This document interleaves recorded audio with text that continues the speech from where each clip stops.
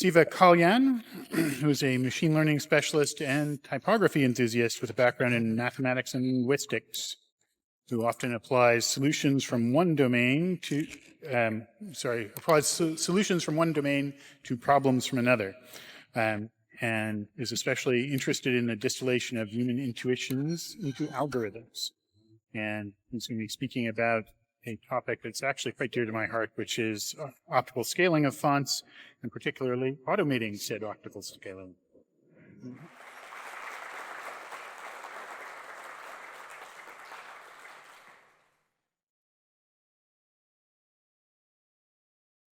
Thank you. So let's start by talking about what optical scaling is and what it's used for. So on this slide, on the left, you can see some text in great text in 12-point font. On the top right, you see the same text set at 8-point font, and you can see, hopefully, that the letter forms are less distinct, and also that the overall text color has become lighter. On the bottom right is the same text in great micro at 8-point, which is an optical size that was designed to be used at 8-point. And you can see that not only are the letter forms more easily distinguished, but the overall color of the paragraph matches the text on the left better than the text in the top right, which isn't optically scaled. So the optical scaling of typefaces is an important part of the type design process, especially for typefaces that are, or type families that are intended to be used at a range of sizes. But because it basically needs to be done by hand, it's an often overlooked part of the process. So what I'm going to be presenting is a possible way to automate a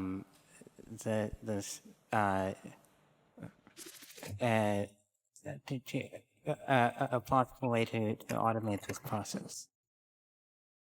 So to begin with, I'm going to start by talking about the goals of optical scaling, and in particular how to formulate those goals in a way that might make it possible to address the problem with an automated approach. Then I'll present an automated approach that makes use of an understanding of the workings of human vision, as well as some recently developed techniques in machine learning. Then I'll present the results of the automated approach for the Latin alphabet by optically scaling Noto Serif from 10-point to 5-point, before proceeding to some additional results of the approach on Tamil. Again, optically scaling the Noto Serif font from 10-point to 5-point. Then talk about some of the strengths and limitations of this approach before talking about some future directions. So in terms of the goals of optical scaling, we can think of the problem as follows. So given a letter form, this Noto Serif 10-point lowercase a, the problem is to find another letter form such that when you shrink it, it looks the same as the original letter form. Now, the phrase looks the same is doing a lot of heavy lifting here. And initially, you might wonder why it's a problem at all. Because surely, if you take a shape and shrink it down to a smaller size, it ought to look the same as the original shape. There are some good reasons why this isn't the case. particularly because of the phenomenon of optical blur. So it turns out that when you look at a point of light, for example, a star in the night sky, you don't actually see a point of light. What you see is a slightly blurred and diffused point of light. In other words, something like what you can see here.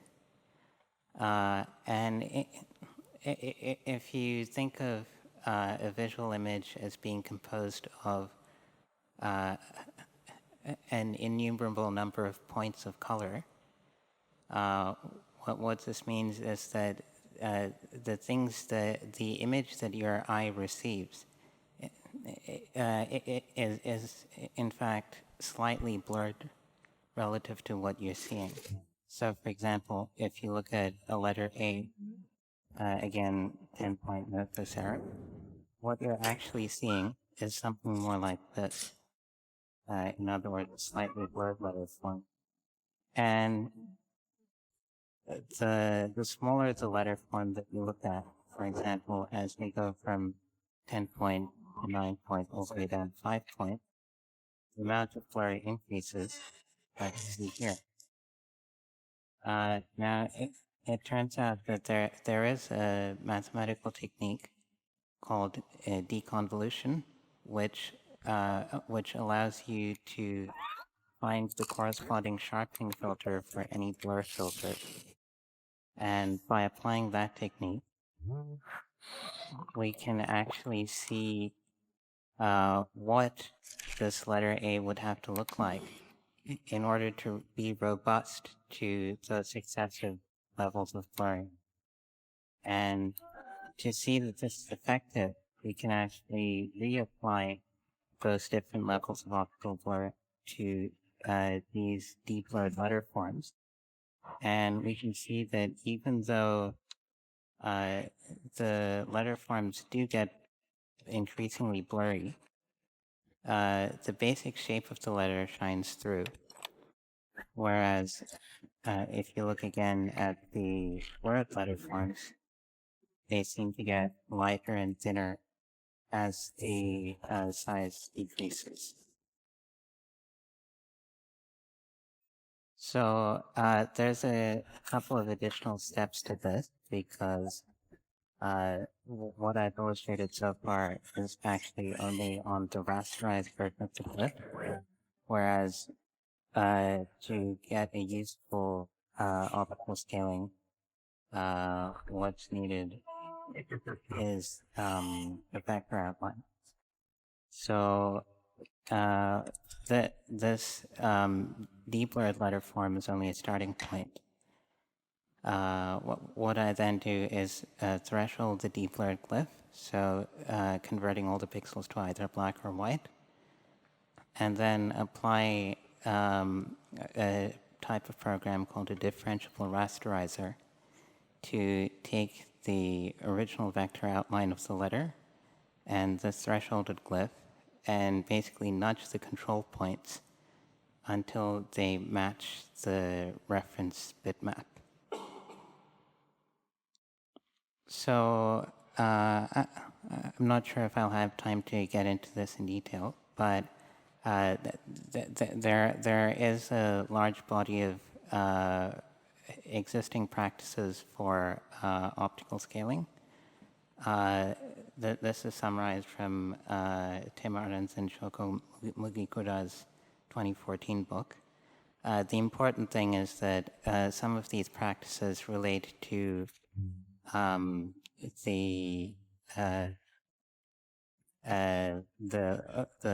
letter construction, whereas certain other practices relate to things like stroke contract or stroke level properties as opposed to properties of the letter structure.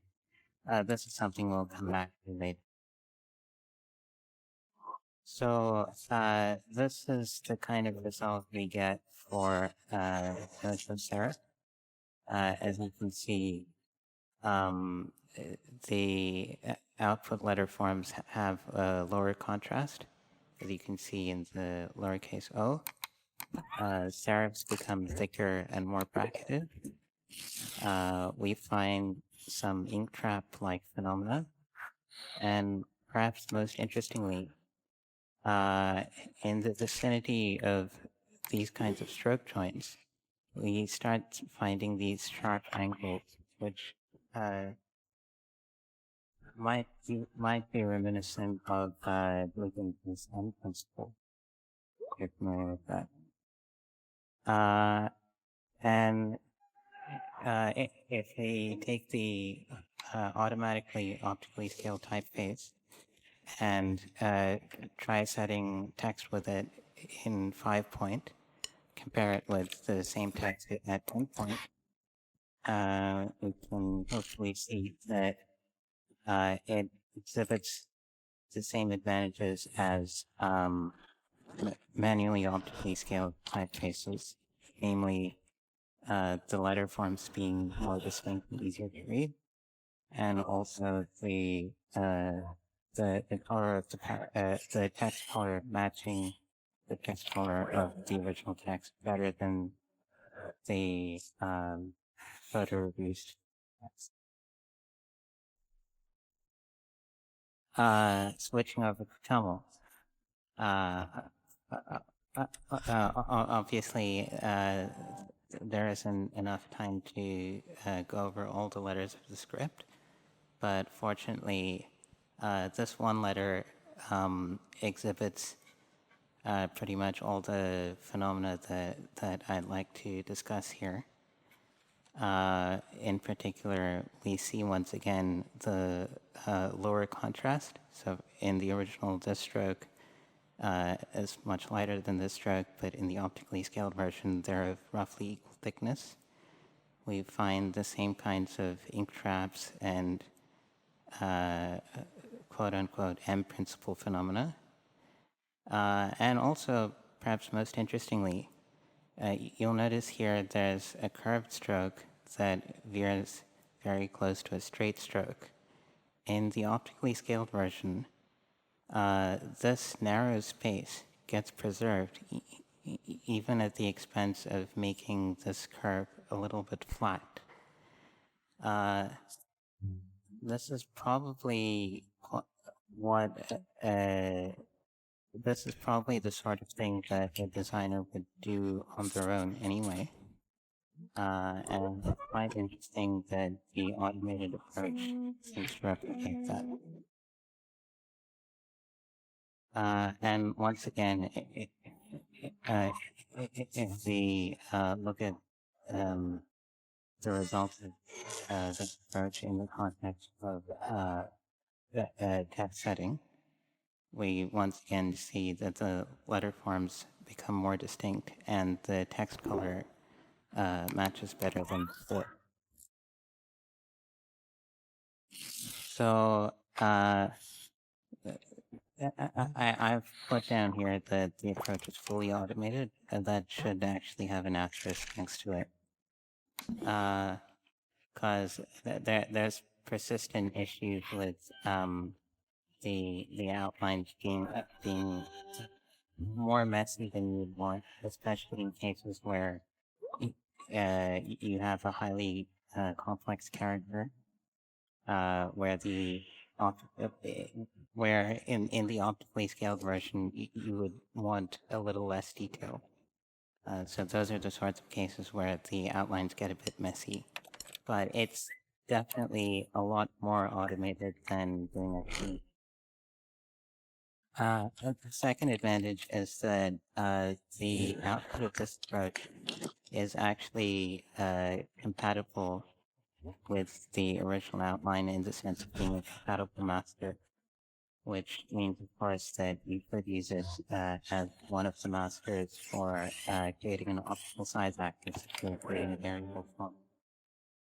And third advantage is that this approach doesn't use any script-specific knowledge. It's purely based on the properties of human vision, which means that it applies to not only Latin script, but in fact any writing system. I've already mentioned the first limitation. Another limitation is, so in terms of the list of practices of optical scaling that I put up earlier. This replicates only some of those practices, like the reduction in contrast and the additional bracketing of serifs. In particular, it's not capable of doing things like increasing the X height or increasing the amount of spacing between characters.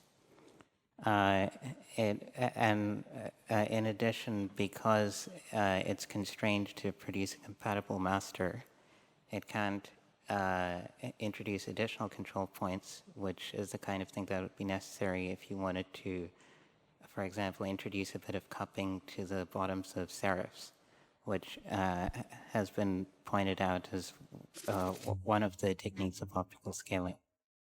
And finally, a downside of a fully or nearly fully automated approach is the inflexibility, in the sense that there isn't really a unique solution to the problem of optical scaling, because there is an inevitable loss of detail when you're looking at text at small sizes. There are multiple ways you could construct a letter that would look nearly identical at a small size. And this kind of automated approach doesn't really take that into account. In terms of future directions, clearly one way of proceeding with this would be to take the output of this kind of program, which, as I already mentioned, is a compatible master, and use it to create variable fonts with optimal size X.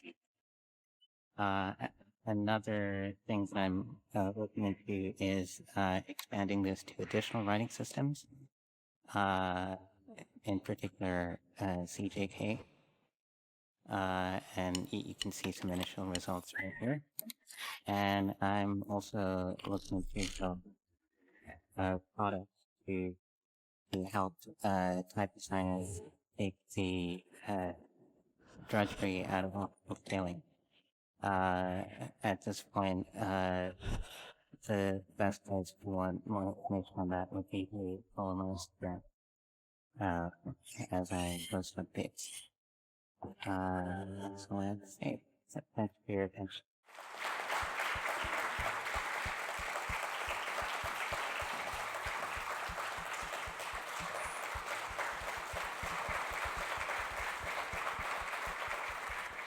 Wow, thanks. That was really interesting. I actually have a couple of questions and comments myself, but before I jump in, I should certainly ask the audience.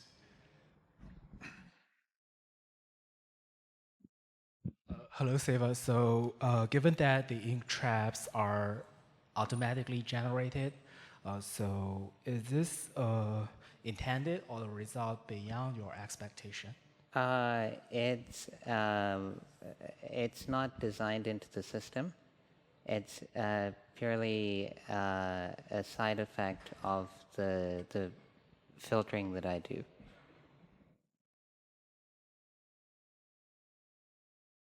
Right. Any other questions? Right. I had a couple of things I was going to ask myself while we're seeing if anybody else comes up with any.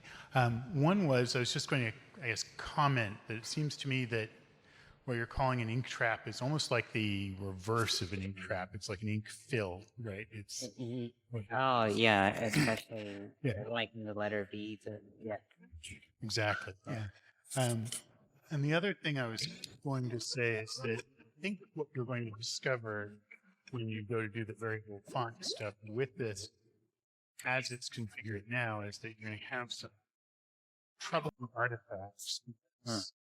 Currently, when the lower optical size version is generated, you don't necessarily maintain the angles of the on-curve points and their associated off-curve points.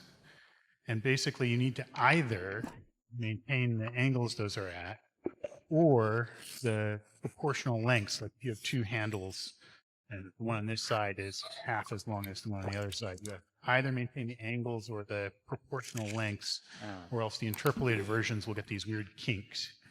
And that's an unpleasant thing in extreme cases, at least. If it's only a little, then it won't be a problem, but I'm seeing some fairly major shifts I think are going to cause you trouble. But we can talk about that offline later. All right. Question?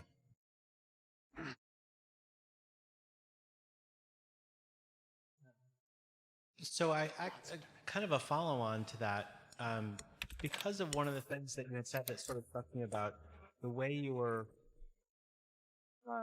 designing this to work sort of based on the topics. Yeah. I wonder if you might need to start doing the variable stuff and then analyze what it's doing, and that might actually be able to feedback a loop in there to help alleviate what you were thinking about. Because if in the act of interpolating it, you can analyze that and see the funkiness, you might actually be able to work. I think that'd be really fascinating. Well, the other thing I was thinking about was that maybe going straight from 10 point to 5 point might be too big a jump. Like maybe a better approach would be to optically scale from 10 point to 7 point, and then take that output and optically scale it to 5 point. That might alleviate some of those issues.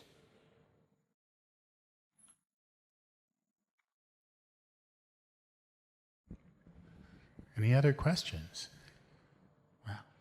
Well, you ended quite early, and so we're going to, I guess, just start the next speaker a few minutes early. Oh my God, this is unheard of. Yeah, it won't last. Don't worry. Thank you so much.